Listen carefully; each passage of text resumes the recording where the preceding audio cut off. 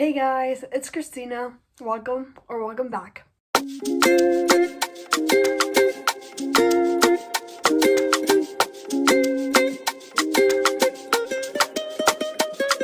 So today it is the first video of 2025. Hopefully I got this uploaded today, February 27th.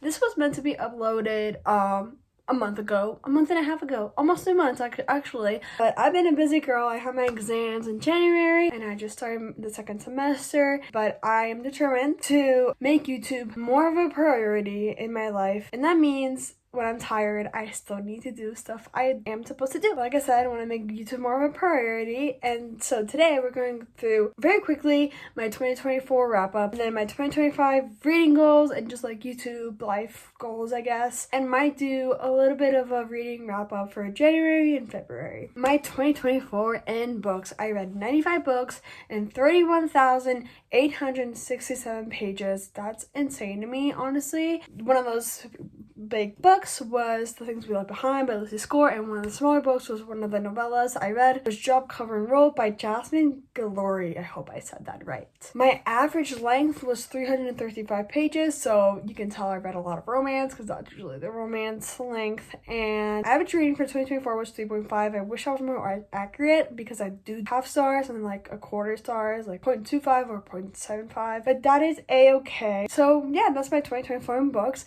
Now let's go into my 2025 goals. First of all, my reading goal is 50 books. Usually, most likely, I will read more than 50 books, but I want to make sure that I have a achievable reading goal that does not stress me to the core, because I am a college student that has a lot of work to do. I have noticed the change from high school to college. The reading which has been noticeable, because I also have a lot of readings in college that we do count in this house. 50 is a perfect number for me, where I know I can read more, but it's achievable and I can also enjoy other books that, like I can take more time on that are longer. I also want to do the 25 books I want to read in 2025.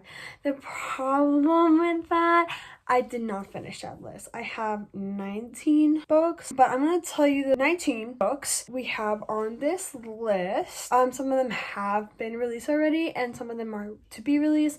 I just want to catch up to them ASAP because I just been wanting to read them and I haven't had the chance. Basically that, or I just, they're releasing this year and I want to read them this year, because I have the tendency of picking up random books from TikTok and also not reading what's popular. We have Butcher and Blackbird by Bryn Reaver. I know Heather McLeary loves this book. She has great taste, so I know I will love that. Obviously, Wild Side and Wild Eyes by Elsie Silver, which one of them was released last year. I love all her books and I just need to catch up. Then we have While We're Young by Kaale Wathler. She has had a few TikTok popular books, but I feel like her most recent releases haven't been as popular, but I'm still very excited for this book. Then we have Say You Remember Me by Abby Jimenez. I know this is one of her new books, or it's been released, or I can't remember if it's been released or not. But again, Abby Jimenez is a great author. I read most of her books before she was popular, and I liked it. So we'll see what this has in store. I also have Reckless and Fearless by Lauren Roberts. Read Powerless, loved it. And I read the novella as well, which was powerful, and now I need to catch up. Then I want to read Wild and Wrangled by Lila Sage, who wrote was it Lost and Lassoed? That was one of them, but I don't think that's the first one. But I loved this cowboy series so much. I need to read the one that just came out, and there's another one that's coming out this year. I think it's Wild and Wrangled, and I can't wait for one of the couples. I'm pretty sure it's the one that hasn't been released yet, so can't wait. Then we have One Golden Summer by Carly Fortune. Love Carly Fortune. I know some of her books are a little bit controversial because of storylines, but I don't care. I think I like the drama. I wouldn't want that in real life, but I like the drama. And we have Great Big Beautiful Life by Emily Henry, which we all know it is a Taylor Swift favorite. Love Emily Henry. Love everything she does right. I could read her notes app and I would love it. Then we have Atmosphere by Taylor Jenkins Reid. Also love her. I haven't read Carrie Soto's back, so I guess I could add that to my list. That's the one book of hers I haven't read, but I'm so excited for a new book. I love the cover already. So yeah. Then I have a book I don't remember putting on here, but I think it was recommended to me, called Never Been Shipped by Alicia Thompson. Of course, we have to reread Normal People. Now it is a yearly tradition for me to reread Normal People because I liked putting myself through the pain. I guess. As well as there's a new release by Stephanie Archer later in the year, Gloves Off, for her Vancouver Storm series, I'm pretty sure it's called. I've loved every single one of these books more and more in this series. I think this is the second to last one, if it's not the last one, so I'll have to pick up other books because she is such a fun writer. Like, her books are witty and fun and easy to read, and of course hockey related, and I'm sure I'll love the other books even if they're not hockey related. Then for the one I'm reading, it is Onyx Storm by Rebecca Yarros. Reading that very slowly because I'm also listening and reading it on my Kindle. My Libby hold expired, so now I'm waiting again on my copy. I swear I cannot read that book without the audio because it helps me concentrate. By the way, I just had to pause because I remembered there's books missing from this list. Oh, maybe I thought I would read them before the year ended. Anyway, let's continue. Then we have Out on a Limb by Hannah Bowman Young. I've heard so many great things about this book, and it is a surprise pregnancy trope. It's not a spoiler. That's the premise of the book. I like when it's the premise of the book, so I'm really excited to read this. Then we have First Time Caller by B.K. Borison. I think I've read other books by her and absolutely adore them, so I'm really excited for this release. Then we have Heartless Hunter by Kristen Cicerelli. Again, heard great things. Excited to start new fantasy worlds because I feel like the ones I've been reading recently, I've been just stuck in them for a long time. Then we have Ready or Not by Caleb Stone. I've heard so many great things about this book. Then we have Daydream by Hannah Grace. Love the series. Again, don't know why it's taking me so long to pick up these books. Truly, I hold me accountable for that.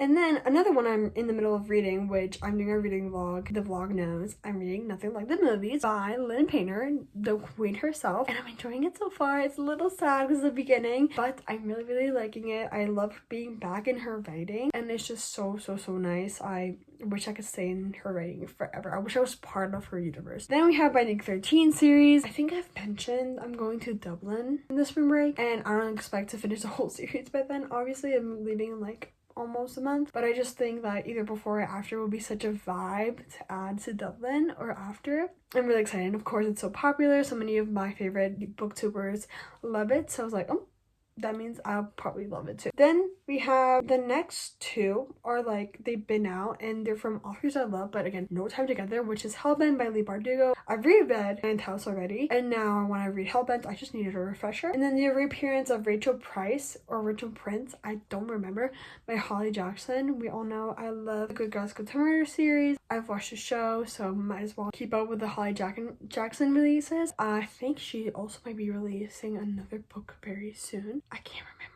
So we're gonna do that. And then last but not least, this one is I might take off the list, but is Little Women. I want to start reading classics, and it's the one I own, and I think that I'm gonna really like it. So this is my first classic in English anyway. Then my other goal is finishing series, which I have an update for that. I did finish the Housemaid series, and of course I'm reading Nothing Like the Movies right now, and continuing with the Onyx Storm Fourth Wing series. So that's part of the ones I want to read. Obviously, we're not gonna get to all these this year because I'm a mood reader. I want to stop beginning series for a while before I start a new series. I'll either read standalones or read these series. So we have the Percy Jackson series, the Dirty Air series, Kings of Sin series, Coming Mila series, Magnolia Parks, Non-Shall Break, which is duology, it's the second book, then Lancaster Prep series, Hellbent, the new Camelot trilogy. Then we have Brothers Hawthorne and Games Untold, which I know they're not part of the Inheritance games, but I just feel like I have to read them. I don't know why. And then we have the Come Back to Me series. Then we have Here's to Us, which is the duology to What If It's Us. Then we have American Royals, Loving Cliches. And we have the Rulebook by Sarah Adams, Love and Written, and Love Arranged by Lauren Asher, Daydream by Hannah Grace. Then we have If Only I Had Told Her, A Touch of Taboo series, Windy City series, which I'm in the process of. I just finished Your I Move, and I'll tell you about it in a second. Then we have Gloves Off by Stephanie Archer, mentioned that before, finishing the Vampire series, A Conwood Cove, Reckless and Fearless by Lauren Roberts, Accomplice to the Villain, then Lost and Lassoed and Wild and Wrangle by Lila Sage, Wild Eyes and Wild Side, Onyx Storm, Let Go Reputation, and The Summer Girl by Al Kennedy. More Than We Can Tell. Might want to start rereading the Fred Queen series. And then last but not least, A Temporary Roommate, again by Sarah Adams. And then last but not least, before we go on to the reading wrap up, we have reading challenges for myself. Finish as much as a physical TBR as possible, which includes a lot of these books I just listed. So might be starting a series on that, maybe, I don't know. And then we want to, of course, grow the booktube challenge. I also have on here the TikTok account, but I don't know what's gonna happen to the TikTok, so we'll see. I do want to grow my booktube channel, of course, and that means being more active, and it's gonna get me to my next way, which is create more content and make sure I add my own twist to it. I'm still finding my footing, especially because it's been a minute since I filmed, but that's okay. I want to make a book journal, but I don't want